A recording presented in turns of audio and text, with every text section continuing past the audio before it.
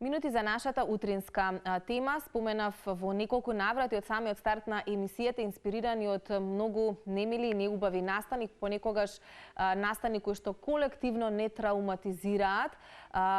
Би требало и пожелно е да зборуваме можеби многу повеќе и многу почесто за вакви теми во нашата емисија и генерално во медиумскиот етер, заради тоа што некако постојано и секојдневно сме преоптоварени и до нас стигнуваат за жал неубави информации. Можете да забележите дека голем дел од информациите и во вестите, во информативните блокови ни се црна хроника, семено насилство, некакви ситуации кои што за жал завршуваат со немил исход. Сето тоа остава длабоки траги на нас како население, на нас како луѓе, но уште подлабоки траги остава кај децата. Понекогаш тие рани се навистина невидливи, но можат да го поместат развојот на детски или генерално како тоа едно детство треба да изгледа.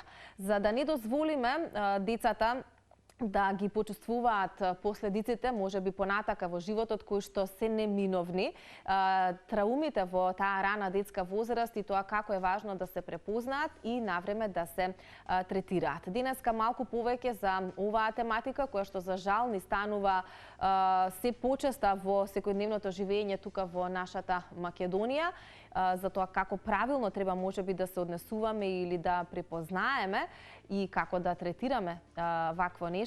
Возборуваме во студиото со Марина Томска, која што ни е психолог и когнитивно-бихевиорален психотерапевт. Марина, добро утро. Добро утро, како сте? Јас сум одлично, се надевам дека и ти, со оглед на тоа што утринава ни пристигнуваш од Битола, си дел всушност од Сдруженијето, поточно основач на Јас сум, јас имам.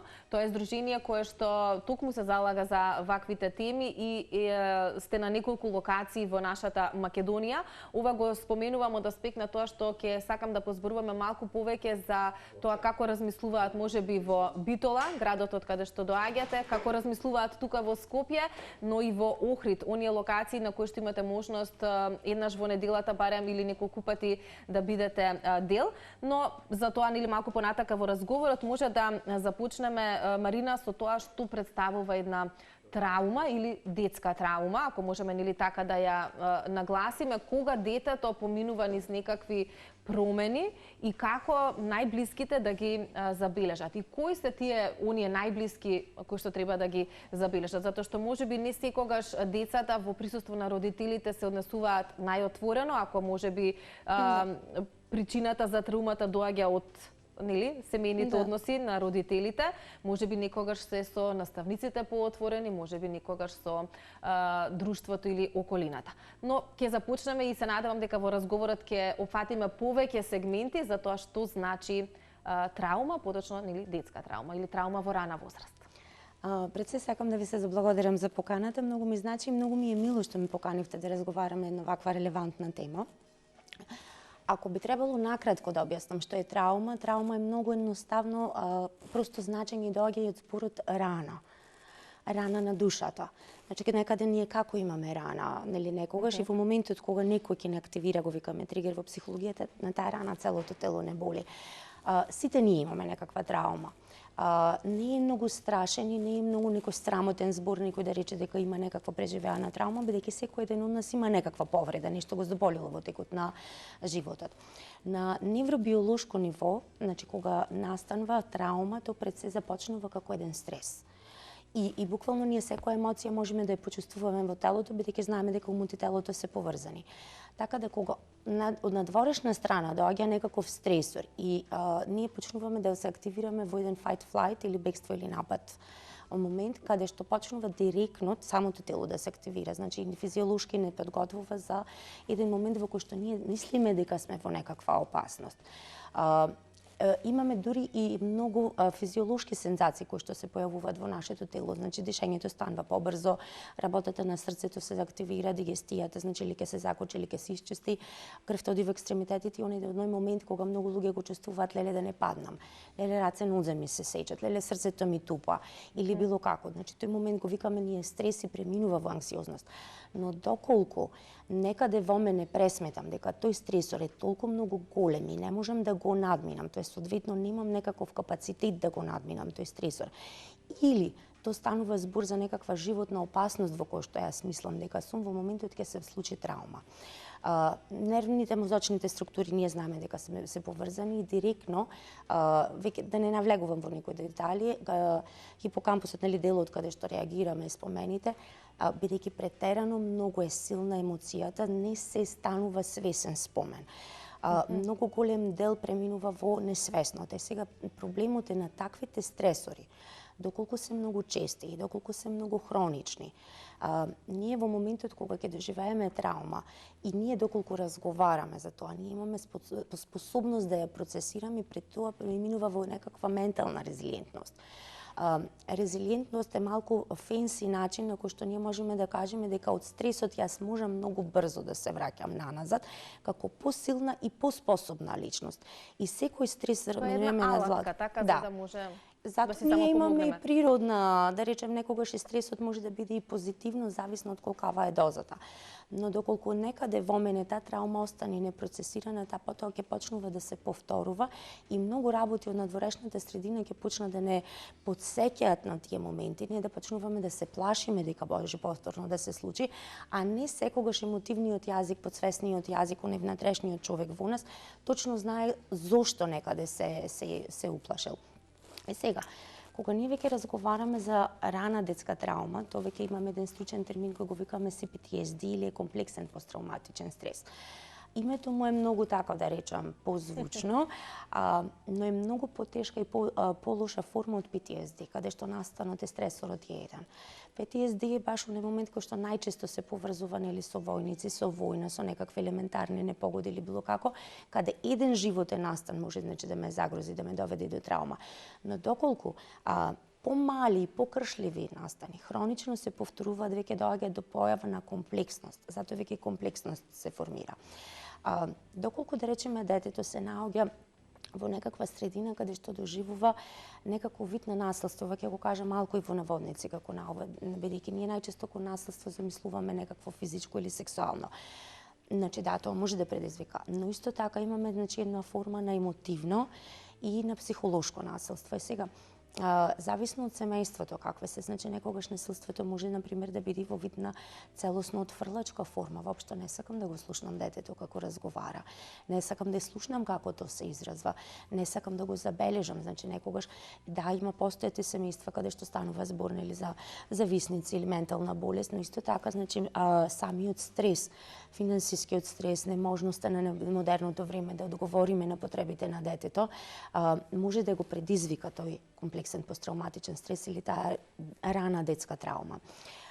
За да не предизвикам некаква паника или вознемирување од некои стручни термини, ќе преминам директно на детска травма, бидејќи она што го сметаме дека ние сите имаме некаква форма на рана детска травма, зависно од кој интензитет и каков интензитет. Она со кој што започнав, сите имаме некаква повреда на душата. Да.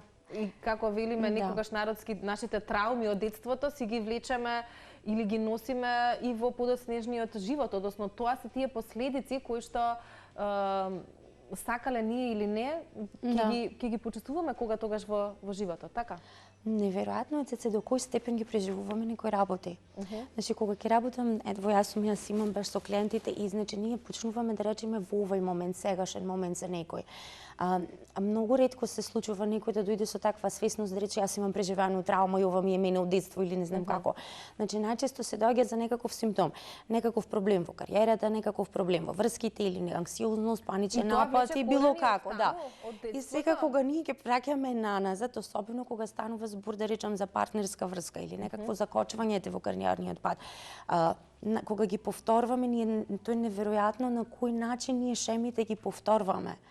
Бидејќи ние во детството учиме како да одговориме на некаква определена ситуација.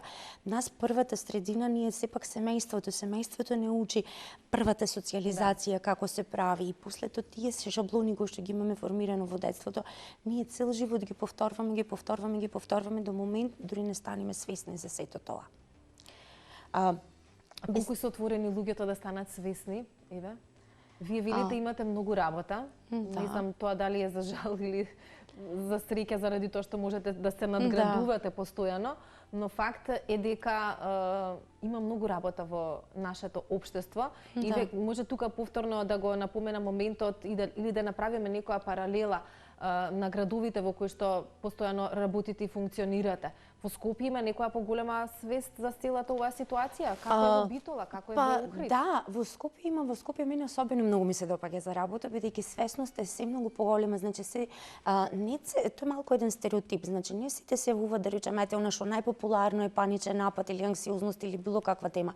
Се поголем број на луѓе се јавуваат на работа на самите себе си, значи да видат тие шеми какви се, да научат нов начин на поведение, да дојдат за подобрување на својот живот.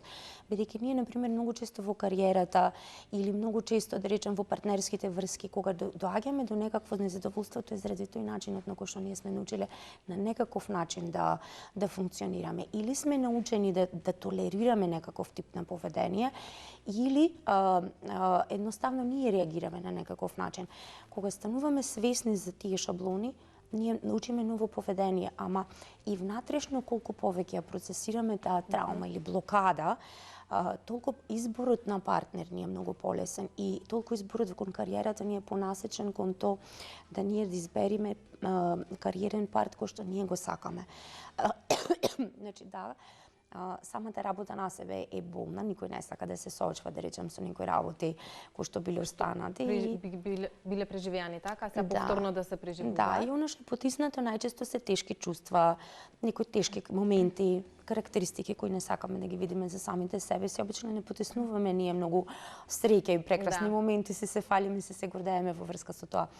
Но подреден временски период, значи кај луѓето се забележува многу голема енергија и започнуваат да го живеат животот кој што сака да го живеат. Значи го избират кариерниот пат каде што тие сака да одат.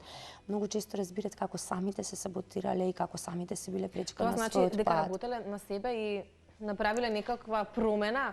Да, носат подобри одлуки, свесни одлуки. Да, па тоа е веројатно и целта кога сами луѓето одбираат да работат да имаат подобра верзија од себе. Но тоа се веќе возрастните. Ние пак ќе се навратиме на нашата младина. Сведоци сме низ годиниве, некако, па еве и ние во емисијава, тоа го коментираме во многу наврати, дека малте не секоја сезон имаме по некаква колективна несреќа, која што ни ја одбележува годината, и некако раните никако да заздрават, иако некои колективни несреќи оставаат длабоки траги, кои што може би цел живот ќе ги паметиме, особено оние кои што се нели директно инволвирани. Ќе го споменам повторно 16 март, минатата нели недела, кога имавме одбележување на една година од трагичниот настан во Кочани. Последиците се уште се чувствуваат и веројатно уште долги години оние најзасегнатите ќе ги чувствуваат. Тоа е една колективна трагедија која што ја чувствува нели целиот народ, па ме интересира како правилно или дали постои правилен начин да им се соопштат такви некакви неубави ситуации или вести на младите. Во оваа ситуација најмногу беа засегнати адолесцентите или една млада категорија на луѓе, но оваа информација која што стигна буквално до можеби секој едно семејство. Споменав, последиците се огромни и веројатно и допрва ќе се чувствуваат ако нели не се третираат навреме. Се зборуваше низ медиумите дека сите засегнати во таа ситуација нели добија психолошка поддршка, но до кога таа треба да биде или да трае, дали тоа се можеби сеанси кои што и цел живот ќе траат, ќе ни споделите вие. Прашањето ми е како се соопштуваат вакви негативности или неубави вести, или кој е правилниот начин, или од каде треба да дојде информацијата кога се младите во прашање за сето тоа нели да не остави понатака последици. Ако не се пласира информацијата од дома, можеби децата ќе ја слушнат од улица во некоја завиена форма или можеби уште пострашна форма, која што дополнително пак ќе остави длабока трага или траума. Кој е правилниот начин, еве, можеби, Марина, за сето ова? Вака ние траума можеме да преживееме не само личен настан кој што нас не се случило, доколку ние сме сведоци на нечие страдање, тоа дополнително заради едно човечко конектирање, една човечко сочувствителност, исто така не травматизира. Така да нивото на немир и вознемирување национално веќе е многу високо и она што го забележав не само во мојата канцеларија, туку знам од комуникација дека со другите терапевти, многу голем бран се појавија на сочување со анксиозност, значи се зголеми анксиозноста, се зголемија паничните напади, некаде депресијата, особено во генерацијата каде што беше, да речам, баш адолесцентите некаде до 30 години. Зошто? Затоа што секој од нас може малку го персонализира, некаде може да бидам јас. Ние колективно се случи голема трагедија и немаше начин како да не влијае на секој еден од нас. Но она што траумата пред се го предизвикува едно чувство на небезбедност. Едно чувство дека светот е опасен, дека светот е страшен, бидејќи ние кога зборуваме значи за траума, првите моменти каде што ние се конектираме со родителите. Начинот на кој што нас ни дава на љубовта и сигурноста, ја формирам јас себе си во мојот идентитет и представата што имам за самата себе си и сето тоа нели го давам аспект кон луѓето и дозволувам светот да го донесе. Но ако внатрешно во тој момент идентитетот, концептот за тоа кој сум јас, моето јас сум е вознемирено, тоа неминовно дека ќе влијае на секоја сфера во животот. Многу е важно кога се презентира таков тип на информации и кога се соопштува таков тип на лоши вести, многу е важно да му се соопшти на начин дека иако се случи голема трагедија, ти си безбеден. Значи ти си безбеден затоа што колку повеќе се враќа тоа чувството на сигурност и на безбедност на колективно ниво, толку секој од нас ќе почне да се почувствува дека е безбеден, дека е сигурен и понатаму ќе продолжи. Исто така, кога поминуваме низ некаква траума или низ некаков процес на загуба, бидејќи ова веќе колективна загуба, ние сите поминуваме низ една фаза каде што 5 фази се, значи каде што првата е шок, нели неверување, потоа се сочуваме со некаде тага, со лутина, зашто нештото се случило и тие се природни реакции на некаква болка и колку повеќе ние се движиме кон таа фаза, да речеме на фаза на преговарање, но на крајната фаза е прифаќањето. Тогаш веќе самиот процес, да речем, на траума почнува да се затворва. Да, се случија лоши работи, но моето чувство на безбедност е на задоволително ниво и мојата резилиентност, на јачината што имам во мене, дека способноста да се справам со стрес е доволна, така да многу е важно на колективно ниво ние да стигнеме на тој момент. Ќе потсетам дека ние на национално и на глобално ниво имаме поминато низ една колективна траума неодамна, тоа беше коронавирусот. Значи исто така ги поминавме сите тие фази, шокот, болката, неверувањето, лутината, преговарањето, значи на крај стигнавме до прифаќањето. Животите на многу луѓе се изменија. Значи не само на индивидуално ниво, начинот на кој што бизнисите почнаа да функционираат, начинот на кој што веќе почна да се социализира, целиот свет се смени. Да, остави последици. Но некако на некаков начин успеавме да стигнеме до прифаќање и таа, да речам, колективна траума не толку многу не боли. Туку многу голем број од нас веќе научија да се справуваат со тоа и стигнавме на таа фаза на резилиентност. Кој е, Марина, она што и прималку ве прашав, правилниот начин да се соопшти или од каде треба да дојде изворот вистински за да се соопшти некаква неубава вест на децата? Зависно соодветно на возраста на детето. Значи, доколку детето е многу мало, мислам дека најдобро е да не ги инволвираме во секаква трагедија кој што се случи, бидејќи детскиот развој се уште нема толеранција. Детскиот развој, например, нема граница. Не постои разлика дека јас завршувам тука и некаде понатаму се случува другиот свет. Тука апсолутно се тие го пресфаќаат на самите себе си. И е многу лошо кога бидејќи самиот ќе почувствува дека не е безбеден, дека некаде нешто може да се случи надвор во светот. Кога веќе станува збор за деца кои што се на порана возраст, најдобро е или да не се зборува или едноставно да се каже дека некаква несреќа некаде се случи, но ти си безбеден. Колку повеќе го потенцираме тој момент дека си безбеден, иако има опасности надвор во светот. Значи не сакам некаде да потенцирам дека светот е идеален, дека нема лоши луѓе, дека нема лоши настани. Туку ние имаме способност да се справиме со тие. Не треба да ги идеализираме работите или дека се најдобро. Да. Но имаме способност да се справиме ние со тие работи. Некаде во адолесценцијата е многу подобро да се разговара и да се разговара отворено за тоа како се случи и што се случи. И понатамошна возраст, значи колку повеќе, бидејќи она затоа го започнав и разговорот на таков начин, кога траумата е процесирана веќе преминува во моја сила. А траумата како се процесира, кога јас ќе ја изразам, значи негативната емоција во мене нема да остане, туку некаде, дали зависно веќе индивидуално. Некој повеќе сака преку цртање, некој повеќе преку пишување, некој повеќе преку разговор. Секој има свој начин на кој може повеќе да процесира, но колку повеќе ги процесирам, зборувам, разговарам, ги истакнувам и ги искажувам тие негативни чувства, тие едноставно ќе поминат низ моето тело и ќе станат моја сила, моја резилиентност. Колку повеќе ние потиснуваме нешто во самите себе си, и на индивидуално и на колективно ниво, толку повеќе тоа станува мој недостаток и нешто кое шематски ќе почне да се повторува во текот на мојот живот. Особено чувството за небезбедност секогаш има многу добар начин некако да се рекреира. Бидејќи човечкиот мозок секогаш го бира оно што е познато. Ние малцето непознатото не плаши. Да, не плаши секогаш. Ние имаме тенденција секогаш да остануваме на истата ситуација, во истата позиција. Ако тоа се негативни чувства, тој тоа како ќе се рекреират понатаму во животот. Доаѓа одделен момент кога примитивниот дел на мозокот кога се креирал, ние нели сме живееле во пештерско време и ако во позната шума одам и можам да предвидам кај е тигарот, тогаш ќе преживеам. Ама ако одам во некаква непозната шума и не можам да предвидам кај, тоа значи смрт.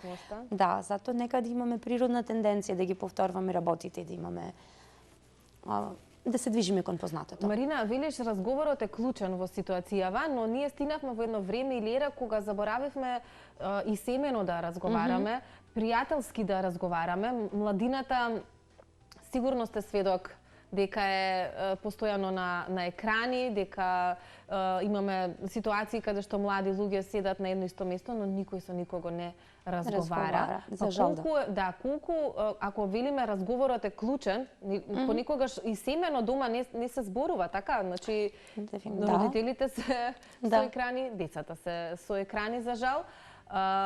Но не се само екраните, нели изговор. Генерално, луѓето некако подзаборавија на суштината на семејството. И кога велиме дека разговорот е клучен, колку во пракса е ова вистина? Колку родителите на вистина одбираат да разговараат со своите деца? Или сметаат дека можеби тоа е нешто што треба да се прави во училиштето, во градинката или, не знам, во некоја друга институција? Што вели вашето искуство? Зависно од семејството во семејството. За жал, имаме или доминантна слика, или доминантна представа дека тоа се случува. Не можем да проценам точно, ама за жал се случува. Некако и родителите претерано многу станавме стресирани, претерано многу станавме самото општество, модерното време веќе почнува да бара многу голем број на обврски од нас, кои што некогаш не се постигнуваат по разговорот оди некаде. Но не значи дека тоа е факт за сите семејства. Значи има многу семејства кои што разговараат со децата, разговараат на секакви теми. Некогаш родителите едноставно и од незнаење дека треба да се разговара за кочан или било како, пропуштаат да разговараат на некој момент. Некои родители не ја имаат целосно таа вештина. Така да зависно од семејството на семејството како се поминува. Бидејќи јас сум видела и семејства кои што поминува, да речем, низ многу тешки моменти, но едноставно станале заедно. Таа комуникација постоела, таа конекција постоела. Тоа е момент за да се опстане и одржи. Единствениот лек е ако има некаков начин на терапија за надминување на траума, тоа е значи таа конекција. Бидејќи основните потреби на детето, а понатаму шетмански тоа ќе ги повторува, се да биде видено, да биде слушнато, да биде разбрано, да биде прифатено такво какво што е, да биде сакано такво какво што е. И во тие моменти тоа добива таа јачина, значи треба да биде конектирано еднаш со родителот за понатаму да дава и да земва од светот љубов и конекција. Кога во моментите тоа го нема, Значи, без разлика на причините на родителот. Некогаш родителите и емотивна незрелост, не само од презафатеност, кога недостаток на емпатија или едноставно недостаток на свесност дека треба истото тоа да го направат. Некаде имаме, забележуваме и контролирачки, поманипулативен тип на родител. Значи, кога не е во можност тоа да го направи, кај детето се формира тој тип на траума, кој што би го нарекла, јас во мојата работа го нарекувам траума на напуштање, траума на отфрлање, траума на критика, траума на прогон и траума на казна. Напуштањето, например, ние го сметаме во психологијата како вид на насилство, емотивно насилство, бидејќи подразбира занемарување. Точно тој момент родителот бил завршил денес 3000 работи, значи денес нема едноставно ни енергија, а не па желба за да разговара за нешто повеќе. Но детето поминува во една фаза која ние нарекуваме егоцентризам и таа е природна фаза која развојно се случува. Не постојат граници, значи не може да оддели тука завршувам јас, а потоа започнува другата личност. Туку се директно поврзува со самиот себе си. Детето се уште не постои развојно тој тип на емпатија, значи да може да се постави во туги чевли. И секоја таква постапка, кога детето не може да увиди некогаш од многу наивен момент. Детето не може да увиди дека денес можеби мама е под стрес бидејќи работила 12 часа, а нема пари да ја плати сметката на струја, нешто што природно се случува кај родителите. Но го изазива, го персонализира, значи го прави за себе. Јас сум сам, немам никој на овој свет. И на таквите моменти, зошто јас сум сам, па јас сум невреден. И тука настанува таа траума на идентитетот. Потоа имаме, значи, таа траума на отфрлање, кога ние не дозволуваме природно детето да може да се изрази, да каже, ете, во случајот, например, вознемирен сум, потресен сум, ми треба да разговарам со некого. Пак се сведува на тој разговор кој што ја има клучната улога. Да. До какви се последици, Марина, може да дојде во понатака во животот, не само во адолесцентен период, туку генерално кога веќе се возрастни луѓето, ако еве овие некои длабоки трауми во детството не се третираат соодветно или навремено може? Вие пред малку зад камерите ми откривте дека се почесто се соочувате со млади кои што се соочуваат со анксиозност, со депресија, со панични напади, тоа како да стана, за жал, многу природна и нормална појава кај младината денес. За жал, да. Какви се последици може на тоа да се фокусираме и дали можеме во овие ситуации со тие панични напади да ги да доведеме, да речем, или да израснеме генерации кои што помалку ќе се соочуваат со такви ситуации? Клучниот фактор за да не се соочуваат понатаму со анксиозност, панични напади и по други некои, да речем, појави е семејството. Колку семејството поголемо чувство дава на сигурност и на безбедност на индивидуата, особено во раната детска возраст и адолесценцијата, бидејќи имаме две фази, во кои што првата представа како идентитет ја имам во детството и тие првите 7 години се клучни, и втората фаза е адолесценцијата, како веќе го преминувам идентитетот и како го формирам идентитетот. Не дека понатаму ние немаме флуктуираност во идентитетот, ама веќе основните моменти тука се за формирање. Но многу е важно тој разговор и таа конекција за да не се случи травмата. Доколку не постои тоа чувство на љубов, на сигурност, на внимание, на една посветеност на детето, дека му дозволувам на детето да се изрази, да го прифатам такво какво што е, да го сакам такво какво што е, не да го менувам, не да го моделирам, не да го адаптирам према моите потреби, туку му дозволам да биде такво какво што е. Тогаш, значи, тоа веќе понатаму ќе покаже некакви симптоми. Дали ќе биде анксиозност и панични напади, значи дали ќе бидат проблеми со партнери, дали ќе биде проблем во кариера, дали ќе биде некаква повлеченост која што може да се појави во траума или претерано многу го одење кон другата страна. Значи некаде ќе избие. Некаде ќе избие. Тоа е факт што треба да се потенцира дека кога тогаш ќе се случи. Значи семејството, например, јас би го представила како некаква алга. Значи, начинот на кој што семејството формира, тоа некако е како отпечаток и корен или излегуваат морските алги. Сад од тука некаде површината, горе се тие симптомите, надолу е или има цврстина или има траума. Зависно од семејството како е формирано. Да, сега велиме споменавме секакви семени ситуации, меѓутоа пак ќе се навратам се она што изминативе месеци па и години ни се пласира во медиумите кај нас, ако пуштиме вести, ние гледаме неубави работи, така? Не само во Македонија, туку гледаме генерално на светот како живее и тие секако оставаат некаква последица и на расположението во текот на денот, но и генерално, нели, на луѓето зависно кој како, нели, си ги третира работите. Дали тоа зборува дека насилството како насилство, семејно, во, не знам, разни форми вие споменавте, е многу присутно во Македонија? Одново зависно од домот. Значи, да, постојат семејства кои што се здрави, функционални, каде што чувството на љубов, на сигурност и безбедност постои. Постојат и семејства кои што сте, да речем, постои емотивно занемерување, постои отфрлање, да речем, некакво на она природното такво какво што сум, или некогаш, например, може, значи, например, детето да биде позамолчено или било како. Може, например, да биде критикувано, значи во психологијата ние го сметаме како фатална последица критиката, бидејќи детето учи да се критикува самото себе си на начинот на кој што бил критикуван. Но исто така постојат и семејства кои што не секогаш е физичко или сексуално. Постојат семејства кои што, значи, ги деградираат, ги смеваат, ги понижуваат своите деца, не ги поддржаваат, значи тоа е едноставно да го оставам само на себе, да, бидејќи нема капацитет раното дете, како дете нема капацитет да се справи. Да го оставам самото да се бори, да си отворва пат, да и биде емотивно занемарено. Исто така, например, како форма на насилство од психолошки аспект е, например, кога и родител ке започне несоодветна содржина да споделува со своето дете. Значи, што значи несоодветна содржина? Споделуваат многу повеќе информации отколку што детето може за личниот живот, може парентификација, ние го викаме. Значи, детето се наоѓа родител на својот родител. Се наоѓа во улога каде треба да го теши, да го успокојува својот родител, па тоа, да речем, некој 5-7 години да му грешава проблемите на родителот. Исто така постои некаде каде што детето се користи и како да ги заврши врските дома наместо родителот. Затоа станува родител на својот родител. Исто така некогаш, например, постои таква форма каде детето станува инструмент. Значи, треба децата да ги оставиме да бидат деца? Да. И пред се многу поважно е да го оставиме да биде такво какво што е.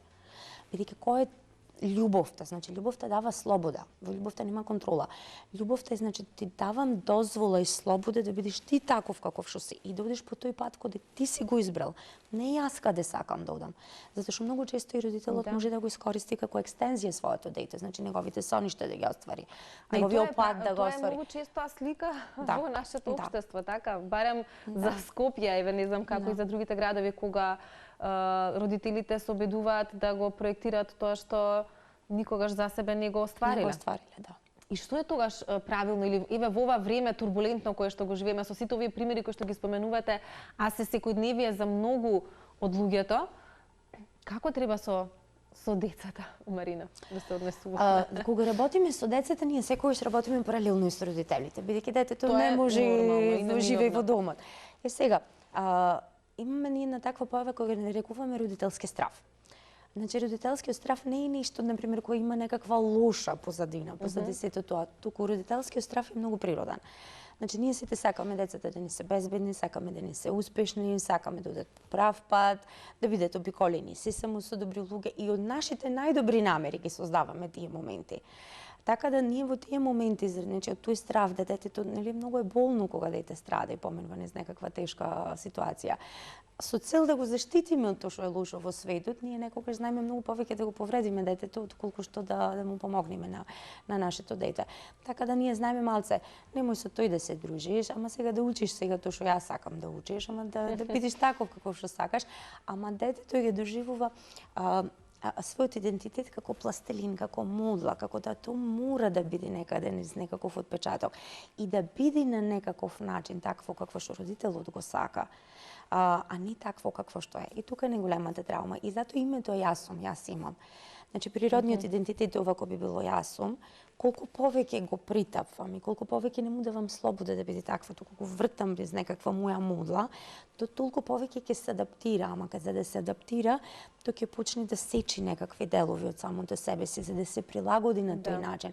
И смета дека само на таков начин може да биде сакано и да биде прифатено. Сега, нели, каква е таа модла, негде ќе ме сечи, ќе ме боли, ќе останам со рани, со лузни, некаде помал, некаде свитка, некаде од што сум природно висока. И ние во тој момент тогаш почнуваме да се концентрираме кон јас имам. Се она што е во надворешниот свет. Кон материјалните добра, кон статусот, кон храната, кон сексот, кон, да речам, нешто што надвор ни дава некакво задоволство. Бидејќи имаме сега модла дека треба да бидем по некаков одреден момент, таков, за да бидем сакани, да бидем прифатен, бидејќи јас сум, вели, сега сум невреден. И точно тогаш медиумите и тие вести и начинот на кој што тие се пласираат сите тие работи, тогаш имаат влијание, имаат можност. Значи, не го користам мојот автентичен капацитет. Светот што ќе ми каже. Ако некогаш, например, кога таа модла се користи, да се пласира, да речем, преку социјални медиуми сите информации, ама ние сите имаме некакво критичко размислување и особено е многу важно да размислуваме критично колку веројатно да се случиле, како да се случиле сите. Ама ако јас имам склоност да го потиснувам моето мислење, бидејќи мене ме научил родителот ми таа модла да поминам, јас автоматски, за да бидем сакан, да бидем прифатен и да припаѓам некаде на некаков дел, а тоа се природни потреби наши, тогаш јас сама ќе почнам да се прилагодвам према светот и према луѓето. И можеби ќе знам дека е погрешно, ама ќе направам она што во мнозинството го прави. А не би требало. А не би требало. Да. Нека да се ближиме кон крајот, би сакала да прашам дали како некој кој што сте присутен во неколку градови во нашата земја, работите со младина и генерално со луѓе од повеќе градови, дали се организираат работилници во училиштата низ Македонија, конкретно на вакви психолошки теми кои што се однесуваат на раниот детски развој, кога споменавме од многу работи што ги споделивте. Клучно е некогаш во таа возраст да се споделат работи на најсоодветен начин кажано, нели, за таа возраст на деца. Дали се случуваат и организираат работилници на вакви теми за ментално здравје? Знам дека се случуваат многу работилници психолошки во моментот низ целата територија на државата. И оно што малку го потенцирав дека некако излегуваме од таа стигма на таа ментално здравје, се повеќе и повеќе разбираме колку многу е важно, не само врз физичкото, туку и целокупниот целата сфера во животот. Се поголем и поголем број на родители ги носат децата на некакви работилници каде децата учат како да се справуваат со своите емоции, како на правилен начин да искажат својата емоција, како да се изразат самите себе си, значи асертивни да бидат, како да постават граници. Често се организираат и за болизам и некои така да речам понепријатни социјални поими, но има подем на работилниците во Македонија. И тоа е добро. И тоа е добро, да. Може би ви имате полни раце работа, но од друга страна пак сигурно тоа ќе резултира за неколку години со ментално поздрави луѓе или ментално поздрава младина. Наскоро подготвувате исписание психолошко, за што станува збор, еве со тоа може да заокружиме за да им кажеме на луѓето, на гледачите, работи кои што ќе бидат подостапни за секој ден граѓани. Списанието има баш таква цел да ја запозне психологијата во секојдневниот живот, бидејќи психологијата е од животот за животот, од луѓето за луѓето, значи потребна ни на секој ден нас. Разговара конкретно точно за тие родителски техники, родителски стратегии, како да се справиме, за да нема баш на таков начин траума да дојде до тоа. Многу често ние како родители немаме познавање како да му кажам нешто на своето дете, како да го заангажирам, како правилно да го потекнам правилниот детски раст и развој. Исто така зборува за теми во секојдневието, значи за партнерските односи, како да здрав партнер, здрави партнерски односи, токсичните врски, како да ги препознаеме, како да излеземе од нив и за многу секојдневни теми, значи кои што се од домен на менталното здравје, техники и третман, да речем, ете започнавме со тоа анксиозност, панични напади, ама не е само тоа во психологијата, туку многу поголем дел е психолошки кој што не сме запознати, но пред се едукација. Значи, идејата ми е да има едукација на населението. Да, тоа е тоа што ни недостига, иако ќе се согласите, тоа го споменавте ви во неколку наврати, дека свесноста е драстично зголемена и дека се поголем број на особено и помлади луѓе, родители се освестени и свесни доволно дека не е ништо страшно да се зборува со психолог, макар и еднаш во месецот на дневно ниво и така натака, ако нели тоа ни помага во начинот да бидеме подобри и родители, но генерално ви рекла подобри луѓе. Да. Марина, ви благодарам. Се надевам ви беше пријатно, бидејќи ни помина времето, а не беше малку. И навистина темата е таква да допира до многу луѓе, емотивна.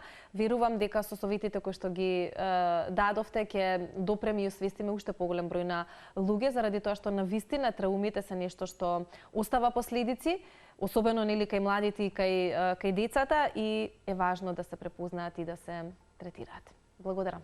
Благодарам и на вас, благодарам и на поканата, многу ми беше мило.